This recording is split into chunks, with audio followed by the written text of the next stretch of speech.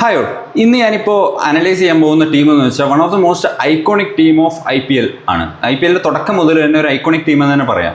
കാരണം ഇവർക്ക് ഒരുപാട് സവിശേഷതകളുണ്ട്. ഒന്നാമത്തെ സവിശേഷത എന്ന് വെച്ചാൽ വൺ ഓഫ് ദ ബെസ്റ്റ് ബോളേഴ്സിനെ തെരഞ്ഞുപിടിച്ച് അവർ ടീമിലേക്ക് എടുക്കും. അതായത് ഡൊമസ്റ്റിക് ആണെങ്കിലും ഇൻ്റർനാഷണൽ ആണെങ്കിലും തെരഞ്ഞുപിടിച്ച് ടീമിലേക്ക് എടുത്ത് അവരെല്ലാം ഒരു സീസണോടെ ചെണ്ടയാക്കി മാറ്റും. ഓക്കെ, ഒരു ചെണ്ട ഉൽപ്പാദന ഫാക്ടറിയാണ് ഈ ടീം. മാത്രമല്ല ഇവരാരൊക്കെ നെക്സ്റ്റ് സീസൺ റിലീസ് ചെയ്യുന്നുണ്ടോ അവരൊക്കെ നല്ല രീതിയിൽ പെർഫോം ചെയ്തിട്ടുണ്ട്. ഈ ഒരു കാരണം കൊണ്ടാണെന്ന് തോന്നുന്നു 2008 മുതൽ ഇവർ ചേസ് മോഡിലാണ്. ഇതുവരെ ഒരു ടൈറ്റിൽ എടുക്കാൻ പറ്റിയിട്ടില്ല. എല്ലാ കൊല്ലവും ഈ സല കപ്പ് നമ്മുടെ എന്ന് പറഞ്ഞ് മുന്നോട്ട് പോയിക്കൊണ്ടിരിക്കുന്നു. The team is none other than Royal Challengers Bangalore. So RCBയുടെ സ്ട്രോങ്ങസ്റ്റ് പോസിബിൾ ലൈനപ്പ് ഒന്ന് അനലൈസ് ചെയ്യാം. So opening will be Phil Salt and Virat Kohli, followed by Rajat Patidar the captain. പിന്നെ നമ്പർ 4 ലിയാം ലിവിങ്സ്റ്റൺ. പിന്നെ number 5 Jitesh Sharma as the wicket keeper.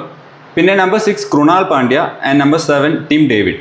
പിന്നെ ഇവരുടെ bowlers Bhubaneswar Kumar, Hazlewood, പിന്നെ യാഷ് ദയാൽ, പിന്നെ സ്പിന്നറായിട്ട് സുയാഷ് ശർമ്മ.